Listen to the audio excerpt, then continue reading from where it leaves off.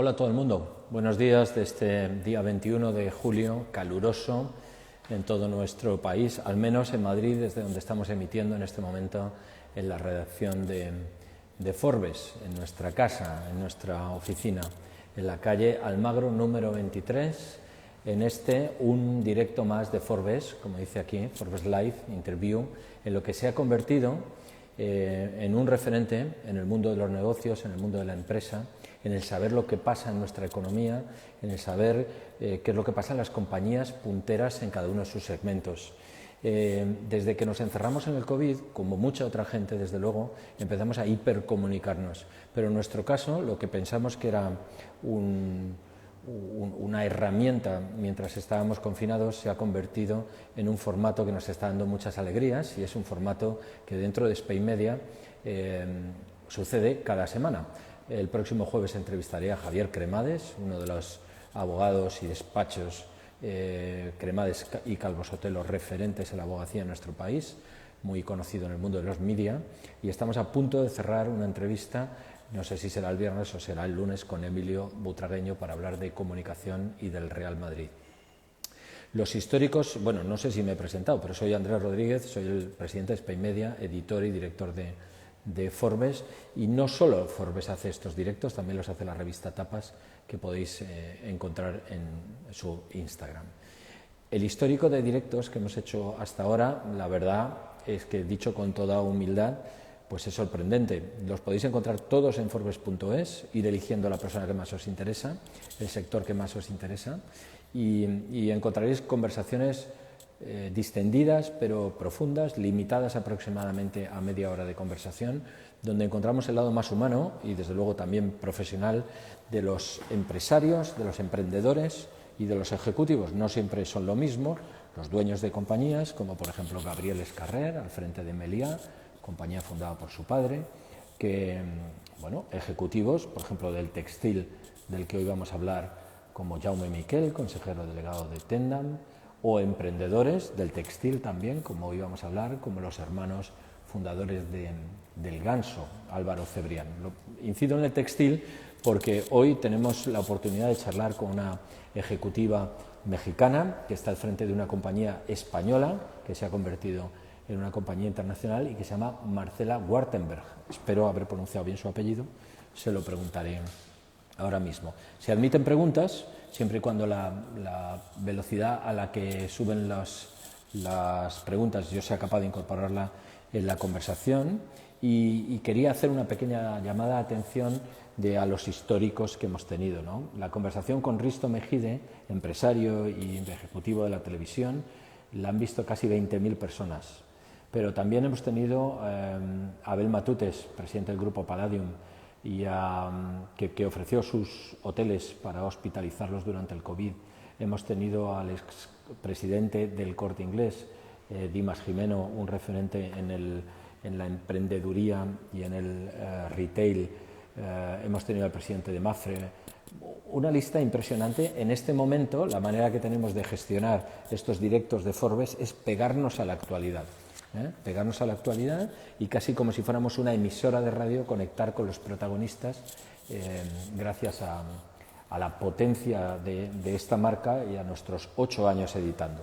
No quería dejar de enseñaros la edición, perdón que voy a recogerla, la edición de este mes en papel, en print, de Forbes. Estoy muy orgulloso de este formato. Como veis, está al revés, o mejor dicho, esto está al derecho y esto está al revés para que se pueda leer.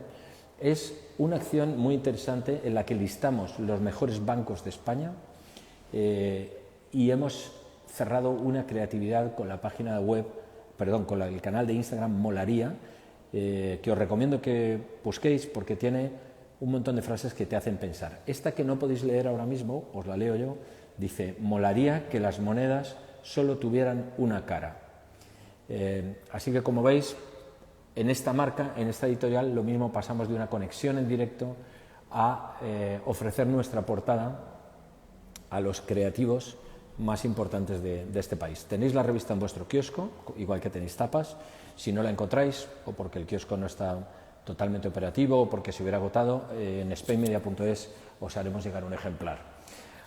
Voy a conectar ahora con Marcela. Quería hacer un pequeño resumen. Ella se incorporó a... Bueno, Pepe Jeans es una compañía fundada en España por Carlos Ortega, uno de los grandes emprendedores del textil en nuestro país, gran empresario. En este momento comercializa y es dueña de marcas como Pepe Jeans London, como Hackett, que muchos de los ejecutivos de este país y hombres de negocios conocemos y utilizamos, y Fashionable. Pero también gestiona marcas que no son suyas, como el caso de Calvin Klein o Tommy Hilfiger. Está controlada desde el 2015 por el grupo libanés M1 y también por el fondo de capital de Arnault, de Bernard Arnault, L Capital, que pertenece a LVMH, que tiene el 12%, ¿no? Todavía hay un 8% que pertenece al equipo directivo. Voy a rogar que la tecnología, como siempre digo, nos sea benévola, la diosa de la técnica, y voy a conectar en este momento con Marcela para conversar con ella.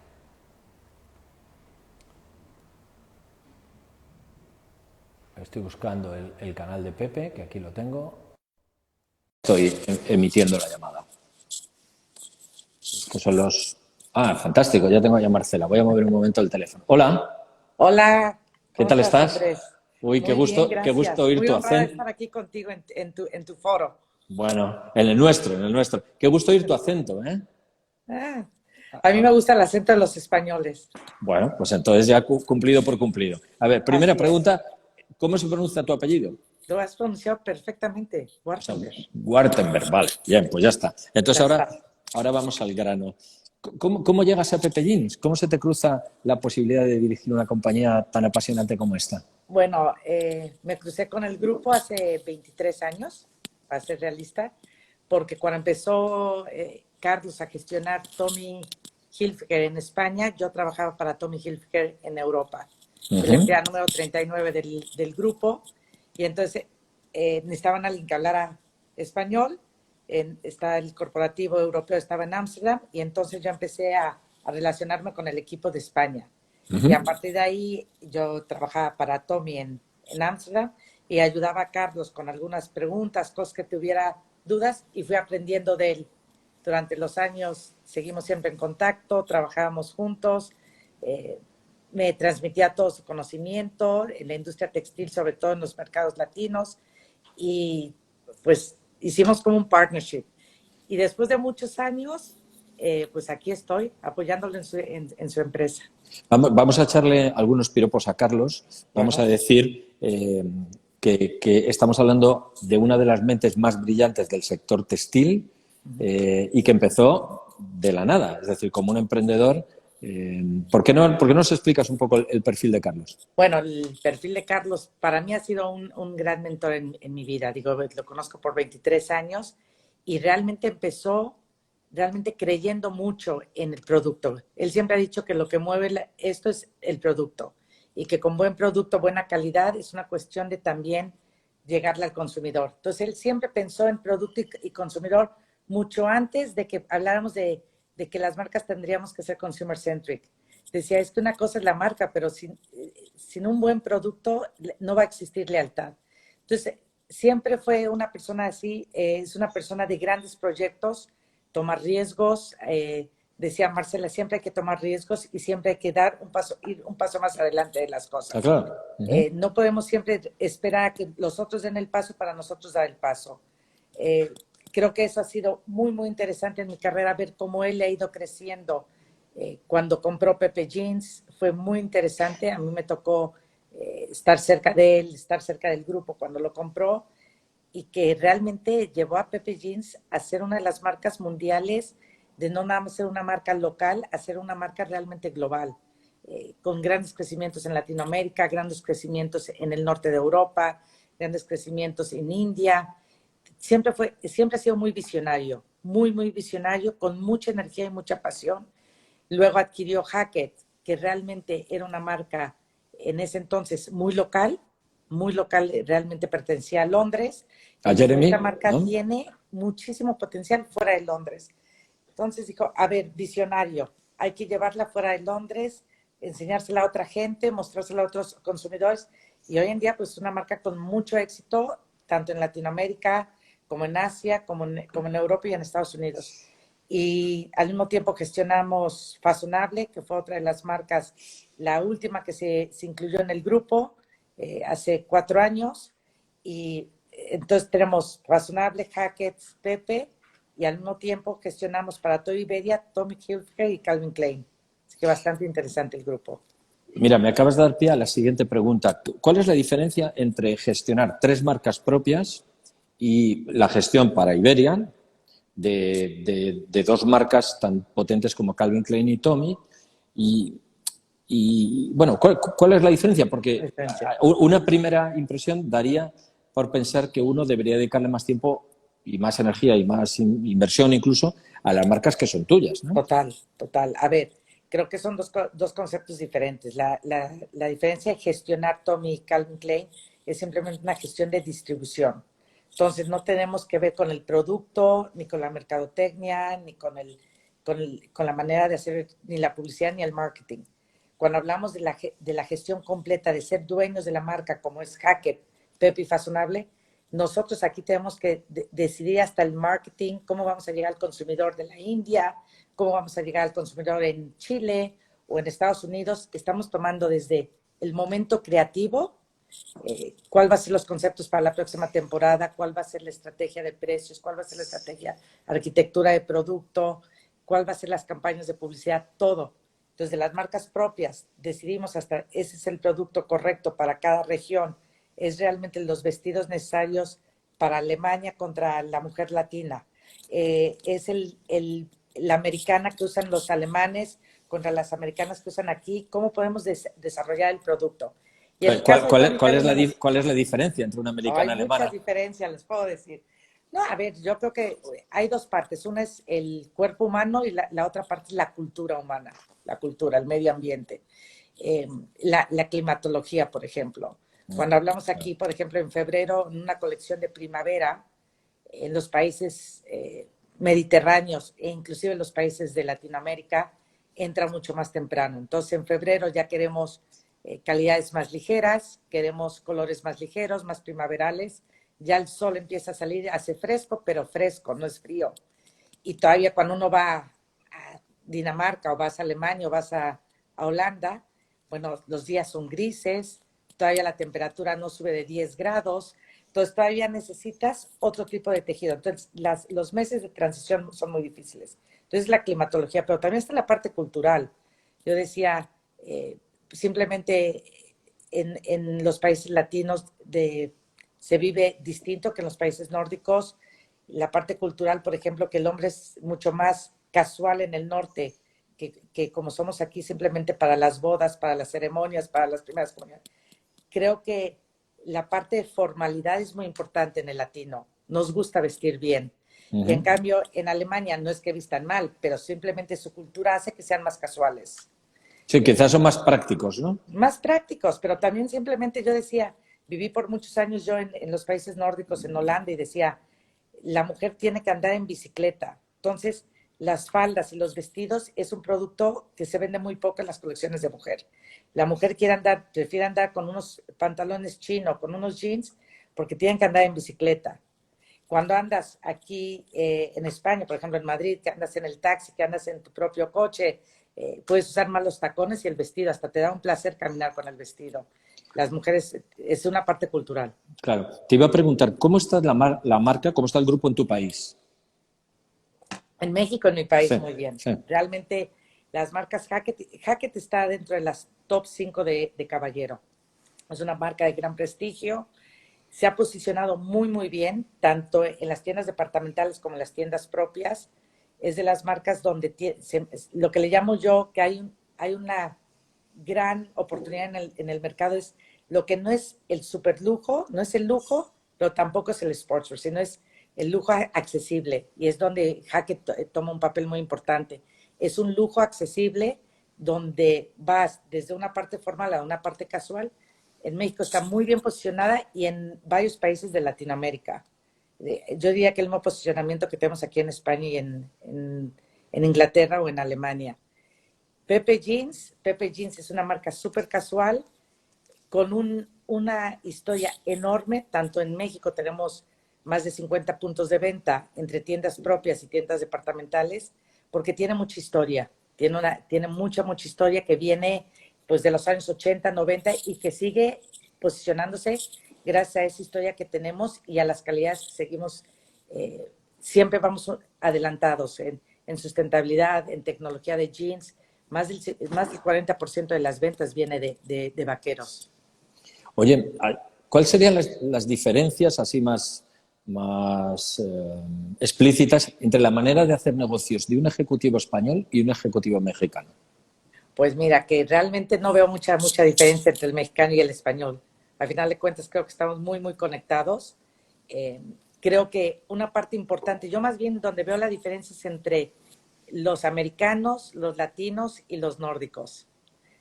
¿Por qué? Porque yo creo que una parte que a mí me apasiona y me gusta mucho es que latinos sí tenemos una parte muy humana.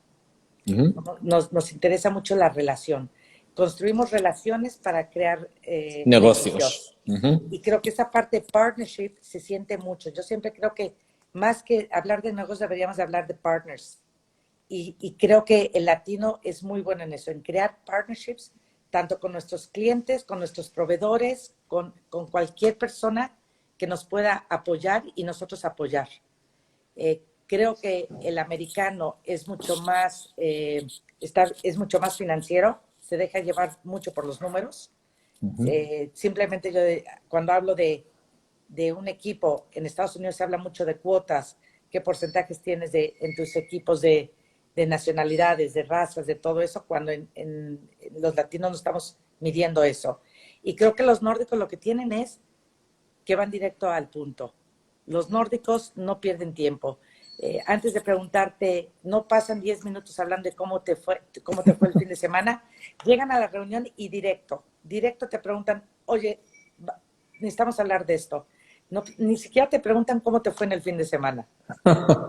Sí, sí. A ver, y no es que no quieran construir una relación, pero creen que el tiempo del trabajo tiene que ser eficiente y después sí construyen relaciones. La gente es muy leal, que esa es una ventaja porque también son muy directos y son muy eficientes. Pero creo que la relación del partnership latino para mí es muy importante y creo que me gusta estar aquí en España porque puedo combinar las dos cosas. 20 años en los países nórdicos, con sangre mexicana, con sangre holandesa y ahora está en España, es como la combinación perfecta. Oye, ¿cómo ha sido, cómo vais a gestionar la experiencia cliente, la experiencia de un comprador de Pepe o de Hackett, que obviamente son distintos, y yo he sido comprador de Pepe y ahora soy comprador de Hackett, en la experiencia cliente en la tienda, por ejemplo, en la de Hackett de Jorge Juan, respecto a la experiencia online? El comprador, yo creo, no sé si coincides conmigo, está un poco perdido en lo que era esa experiencia de usuario en la que uno se podía ir a comprar una americana, pero también vivía el momento, la tienda olía, disfrutaba de las flores, paseaba la bolsa de papel, tal, ¿no? Vamos a recuperar eso. ¿Dónde estamos? Yo creo que sí. Yo creo que el ser humano siempre va a querer tener esas experiencias. Creo que va a ser mucho más importante también ver cómo les damos el servicio. Creo que las ventas, la tienda se va a volver un área de experiencia y servicio y a lo mejor las compras se siguen haciendo, van a incrementar en online, pero van a venir a la tienda para tener esa experiencia. Por ejemplo, nosotros vamos a acelerar mucho la experiencia de online, offline, prácticamente la omnicanalidad, de que compres en online y lo recojas en la tienda para poder volver a vivir ese momento. Porque cuando uno compra una americana de cierto precio, también quiere tener ese servicio. Claro. Entonces, no perder tanto tiempo en la tienda, en la selección, sino tener una mejor experiencia en online, porque también eso tiene que crecer. Uno tiene que tener una experiencia. Cuando uno compra una americana de cierto precio, tiene que tener la experiencia. Pero venir a la tienda a terminar de rematar, como digo yo, la experiencia de la americana que has comprado, que has adquirido la marca. Para mí es muy importante poder tener ese puente, sobre todo en Hackett. Y también estáis en la experiencia de cómo lo recibe uno online, ¿no? Ahí, bueno, obviamente... El paquete, cómo está envuelto. Yo creo que Net-a-Porter nos enseñó muchas cosas, ¿no? Muchísimas. Creo que ellos fueron los pioneros. Yo creo que cambiaron la experiencia de cómo distribuir el producto y cómo recibir el producto. El servicio que se tenía desde cómo abrirlo y todo. Y creo que eso es algo, simplemente yo digo que en cada caja de Hackett hay que asegurarnos que huela a Hackett. Claro, Va a sí. tener que ser importante ahora. Yo Va a quería tener que ser quería importante, romper una lanza por el papel, siempre. sustentable. Es un territorio común decir que el papel, en cualquier lugar, en las publicaciones, en el periodismo y tal, parece que pierde posicionamiento y utilidad, y todo lo contrario, todo lo contrario. El papel se ha convertido en el gran lujo, ¿no? Las texturas de las cajas, los golpes secos, los lazos Todos los, bien. todos los detalles cuentan, pero los tenemos que medir con el mundo nuevo de sustentabilidad. Entonces yo creo que va a ser muy importante encontrar el balance de ese detalle, del papel, del listón, de la caja, y medirlo cómo estamos haciendo una contribución en el mundo, en el medio ambiente, porque también no podemos olvidar que es uno de los pilares grandes para el consumidor en los próximos 50 años. A partir de ahora hay un gran request por sustentabilidad. Entonces, ¿cómo podemos, por ejemplo, nosotros ya estamos cambiando que todo el papel sea reciclado? Que los listones que estemos utilizando vengan de alguna empresa que esté contribuyendo a la comunidad. Entonces yo creo que hay muchos esfuerzos que podemos hacer como marcas y invito yo a todas las empresas a veces a buscar más allá en cómo podemos contribuir. No todo tiene que ser, como diré yo, 100% verde, pero estamos ayudando a la comunidad, estamos ayudando a la gente, estamos ayudando a los bosques, estamos contribuyendo con nuestra manera de embarcar. Yo hago mucho hincapié que el click and collect va a ser una fuente muy grande en el futuro por una cuestión de sustentabilidad también para los clientes. Explícame lo que es eso. A ver, embarcar producto de e-commerce es una de las cosas que hay que ser realistas. Paquetería es puro air freight. Y si podemos nosotros contribuir a la emisión de CO2, a reducir la emisión de CO2, una es reducir la paquetería. Y al reducir la paquetería, una manera sería invitar al cliente a que recoja el paquete en un punto cercano, en nuestras propias tiendas. Y esa manera, ahí podemos yo cubrir el puente de omnicanalidad de offline a online, de online a offline. Entonces, hago que tengan una experiencia con la marca y al mismo tiempo estoy contribuyendo a reducir la emisión de CO2.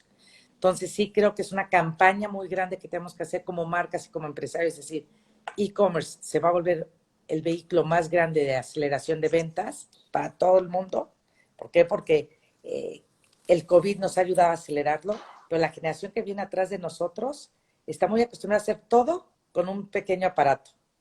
Están acostumbrados a estudiar en un aparato, a comunicarse con un aparato, a socializar con un aparato, a aprender con un aparato, a comprar con un aparato, a escuchar música, películas, A correr. todo ¿Sí? lo hacen con la electrónica. Entonces yo creo que hay que aprender nosotros a utilizar la digitalización como una herramienta que acerca al ser humano, que acerca la experiencia y no ver que son dos mundos aparte. Oye, Marcela, ¿qué echas de menos de tu vida como ejecutiva antes del COVID? Porque me imagino que estarías viajando. Sí, ¿Qué muchísimo.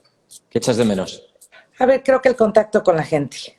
Creo que como líder hay una parte humana que es muy importante tener el contacto con la gente. Es de las cosas que echo de menos. Ahorita con el teletrabajo estoy fomentando mucho y continúo fomentando el teletrabajo, pero con tener una combinación de oficina. ¿Por qué? Porque creo que la cercanía que uno puede tener cuando uno camina dentro de las oficinas, saludando a la gente, preguntando cómo te fue, es algo que por teletrabajo nos hemos vuelto muy nórdicos, eficientes. Sí, Es sí. de 8 a 9 la reunión y a las 9 se desconecta porque hay que conectarse a la que sigue. Eso sí, tengo más reuniones que antes. Tengo uno de los beneficios que tengo es que creo que tengo mucho más reuniones eficientes que me da tiempo de hablar con más gente. Pero me hace falta esa parte humana.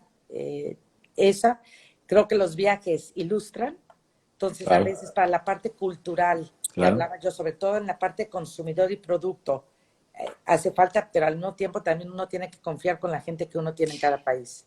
Entonces, he utilizado mucho la herramienta de sean mis ojos en esos países, sean los ojos del consumidor. Entonces, mi comunicación con todos los países ha crecido muchísimo, porque como no puedo viajar, necesito que ellos me estén diciendo cómo van los países.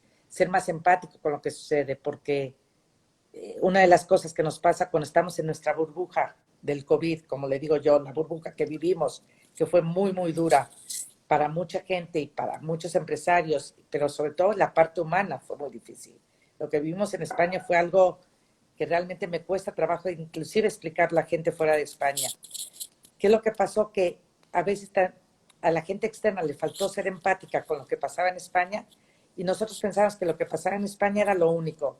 Pero mientras tanto la gente en Alemania ya había abierto las tiendas, podía ir a los parques, no echaron de menos salir al aire libre, mientras que aquí en España echábamos de menos salir al aire libre. Entonces para mí fue muy importante tener la comunicación con ellos. ¿Qué es lo que sucede? ¿Cómo se siente el consumidor? ¿Cómo se sienten nuestros empleados en cada país? Entonces si me dices que echo de menos el contacto humano, tanto aquí en las oficinas en España, pero también fuera de España.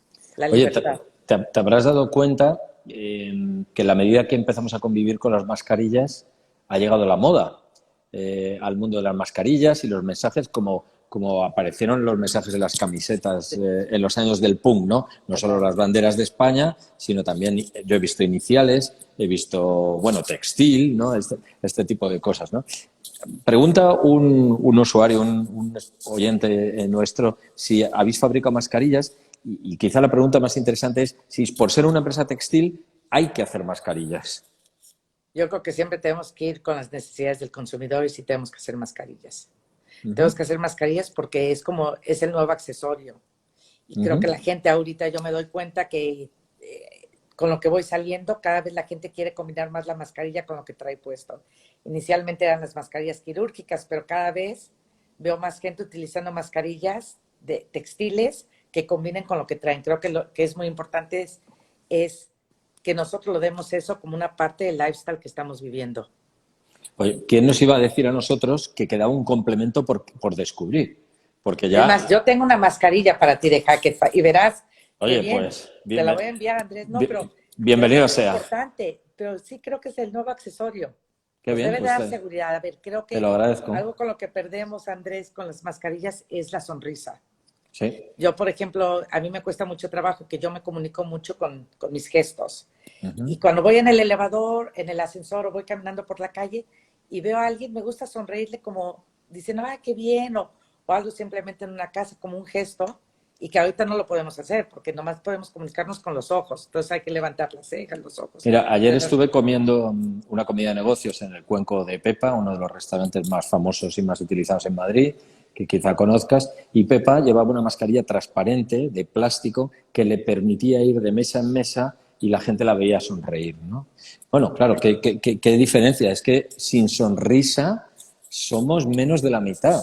Somos menos de la mitad. Y sí. La gente no sabe. Es un poco la situación que nos pasó al principio con los emails y con los WhatsApps, que yo siempre he dicho, hay que tener cuidado porque escribíamos un email y no sabíamos cómo lo estaba leyendo la otra persona. Claro. Y a lo mejor uno lo había escrito muy amablemente, pero la persona que lo estaba leyendo lo leyó tan rápido. ¿Cuántas peleas ha habido por emails y WhatsApp malentendidos, verdad? Exactamente. Entonces, ahorita con las caritas y con todos los señalamientos que hacemos, creo que nos ayuda muchísimo. Pero que hay que ser realistas, que la mascarilla nos quita un poco de la personalidad y de la humanidad, de la parte humana que tenemos. Es cierto. Es algo con lo que tenemos que vivir. Aprenderemos a desarrollar otras cosas. Es una mascarilla bonita, positiva, con un mensaje o con un print o con un color, por lo menos ya da cierta tranquilidad. Es casi una corbata. En un hospital. ¿No? Casi una corbata. Casi una corbata. A mí lo que creo es que también la mascarilla quirúrgica te hace sentir que estás todo el tiempo enfermo y hace hacer el medio ambiente como que estamos en hospitales. Creo que por eso para mí la mascarilla textil nos va a empezar a decir, bueno, es la corbata, es el pañuelo, son inclusive los accesorios, los aretes que las mujeres utilizan, todo. Es verdad. Oye, te iba a preguntar una cosa. Tengo la sensación, dime si me equivoco, conozco a Olivier de Chanel, que conocerás tú también, pero que hay pocos ejecutivos mexicanos en España en puestos de decisión, ¿no? ¿Es posible o hay más de los que yo creo? No, son pocos.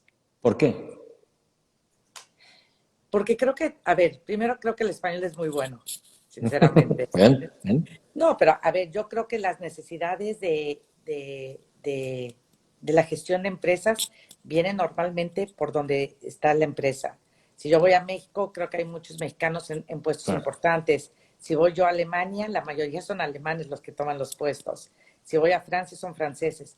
Creo que una de las ventajas que tengo es que yo estoy aquí, pero porque también estuve en Alemania, porque conozco España por muchos años. Entonces, para mí fue muy fácil el unirme. Creo que la globalización, cada vez las generaciones que vienen detrás de nosotros, va a ser más fácil, porque cuando los mexicanos vengan a estudiar a Europa, o los españoles se van a estudiar a Alemania, o cuando un americano se viene a estudiar a Copenhague, por ejemplo, creo que cada vez va a haber más ejecutivos globales en las industrias. Qué bien. Oye, cuéntame cómo se planifica la temporada de otoño y esas ganas de querer cambiar de ropa porque llega el mal tiempo y el invierno, etcétera, ya sea Pepe, ya sea cualquiera de las marcas que representas, con la incertidumbre que tenemos. Las colecciones están diseñadas incluso antes del COVID. Muchísimo antes. Tenemos un calendario. A ver, hay dos tipos de industria en la moda. Están las verticales, que tienen un calendario muy corto porque diseñan directo y va a tienda. Y los que somos las marcas que tenemos distribución, tanto wholesale como retail, que tiene un calendario mucho más largo. Y ese, por ejemplo, ese calendario estamos hablando de unas 44 semanas, 46 semanas, dependiendo de las marcas. Pues prácticamente el COVID nos tomó en producción de otoño, inicios de producción. Entonces, ¿qué fue lo que hicimos? Inmediatamente revisamos las producciones, empezamos a cortarlas, pero también es muy importante considerar que en épocas de recesión o en épocas de crisis, el cliente se comporta diferente. En el 2008 fue un ejemplo muy grande, pero también cuando hay problemas humanos, también el cliente se comporta distinto. Entonces, tuvimos que adaptar ciertos productos. Por ejemplo, el ser humano ha ganado durante el COVID en promedio a nivel mundial 6 kilos. 6 kilos. Entonces, el tallaje, entonces las tallas. El tallaje, entonces las tallas. Tuvimos que hacer algunas cosas que eran slim fit. Hemos cambiado algunas a regular fit. Dejamos slim fit, pero también tuvimos que nivelar un poco. Tuvimos que poner más elástico en los pantalones, en las camisas, más elastano. Tuvimos tiempo todavía de reaccionar un poco y de bajar un poco las ventas, pero también los colores y los prints, sobre todo en primavera, tuvimos tiempo de hacer pequeñas adaptaciones. Porque en épocas de recesión y de crisis, el ser humano reacciona distinto. Primero, quiere comprar algo que le dure más, pero que también se lo pueda poner más. Cuando te pones algo que es demasiado obvio, todo el mundo dice, es la misma camisa que se puso la semana pasada. Entonces la gente busca colores más conservadores, colores nuevos, pero no tan llamativos. Entonces, todas las fantasías de prints muy grandes, de flores muy grandes, de todo eso, hay que reducirlo un poco. Hay que pensar también mucho en las calidades, en el tipo de silueta que utilizamos. Entonces, sí tuvimos tiempo de reaccionar. Prácticamente tengo que agradecerle al equipo. Trabajé con el equipo más ágil que te puedas imaginar. Cuando empezó el COVID, el chip de todo el mundo tuvo que cambiar. Les dije, miren, vamos a tener que trabajar distinto, hacer cambios que no estábamos acostumbrados. Pero ahora sí que nuestro enemigo va a ser el calendario. Claro. Vamos a tener que ir contrarreloj. Y todo digitalmente. Los diseñadores habían trabajado todo siempre en vivo. Tuvimos que trabajar digitalmente, revisar colecciones digitalmente, cambiar la paquetería. Muy interesante, y hemos lanzado la colección la semana pasada y creo que fue una de las mejores colecciones, si no es que la mejor colección que se ha lanzado en los últimos años. Y creo que fue esa unión lo que ha hecho la colección tan fuerte. ¿Cómo prevés las colecciones del 21? ¿Se regresarán este tipo de cosas a los estampados, a los tallajes, a lo que hace marca? Sí, yo creo que sí, pero vamos a ir paso por paso. Creo que el estampado, por ejemplo, en Pepe es una de las partes más importantes de la marca, lo que realmente hace la marca, pero tenemos que irnos por estampados más conservadores y poco a poco se va a ir recuperando. O sea, es lo mismo que yo digo, es como correr un maratón.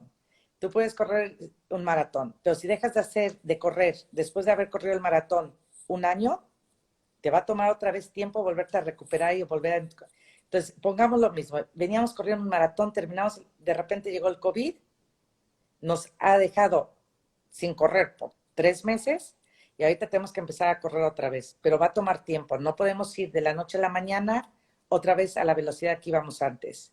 El cliente también necesita el cliente tiene que digerir, tenemos que ser empáticos. Creo que es muy importante que el consumidor, que el cliente, que el ser humano, que el empleado, que mis partners, todos estemos unidos en esto. Yo creo que la reactivación del consumo, la reactivación del ser humano, la reactivación de la economía, depende de todos. No depende nada más de un estampado o de un cliente. Creo que todos tenemos que poner de nuestra parte y realmente ver el positivismo en eso. Creo que va a ser un momento donde tenemos que transmitir positivismo tanto como marca, como consumidor, pero también como partner y como cliente. Qué bien. Oye, Marcela, debo cortar porque nos tenemos puesto que sean 30 minutos, más o menos, para que ni tus clientes ni mis espectadores se cansen. Pero quería decir algunas cosas. Primero, el gusto de tenerte en una empresa que consideramos en cierta medida nuestra, porque nació aquí, porque nació en nuestro país y porque conquista el mundo.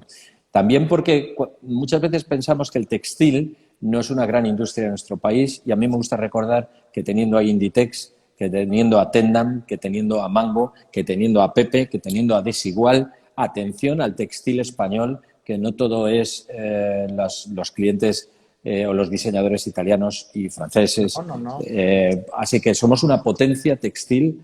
Tiene que estar muy claro. Luego también me gusta mucho hablar contigo porque eres un buen ejemplo yo creo que la riqueza que tiene nuestro idioma y de cómo deberíamos tener mucho más ejecutivos mexicanos y seríamos una sociedad más rica. Tenemos ejecutivos españoles, buenos amigos de esta casa, como por ejemplo el presidente del Palacio de Hierro. Estamos empezando, Juan Carlos, yo creo que a construir ese puente que tenemos de España con México. Por ejemplo, los ingleses y los americanos, cuando los ingleses llegan a determinados tipos de carrera, o bien porque son unas figuras, o bien tienen América para construir otro desarrollo. Y América busca mucho el talento inglés para enriquecer su potencial. Esto está por hacer entre España y México, y yo creo que tú eres un caso fantástico. Y bueno, pues darte las gracias, recomendar a los espectadores que vayan a Casa México, ¿verdad? Sí, totalmente. Fascinante. Fascinante. A ver, yo creo que, Andrés, antes que nada, muchas gracias por invitarme. Para mí, poder comunicarme con ustedes, con todo tu público, pero también con mi gente y todo es muy importante. Muy bien. Creo que lo que estás haciendo con live interviews es increíble. Bueno, creo que a todos gracias. nos hace falta enriquecernos todo lo que está sucediendo en el mundo. Y qué mejor que de esta manera tan casual y con preguntas donde podemos tener además, una interesante. Marcas como Hackett o como Tommy o como Calvin con la audiencia de Forbes son perfectamente complementarias. Yo siempre he sido gran fan de Forbes. He trabajado por muchos años como partners de Forbes. Así que tanto en México como en Holanda, como en Estados Unidos y ahora aquí. Así que estoy encantada de estar contigo, Andrés. Y le quiero dar muchas gracias a toda tu audiencia también. Marcela, encantado. Tu acento es fantástico. Un saludo para toda la familia de Pepe. Muchas gracias igualmente. Y nos vemos pronto, ¿eh? Ok, nos vemos. Un abrazo. Hasta luego. Chao.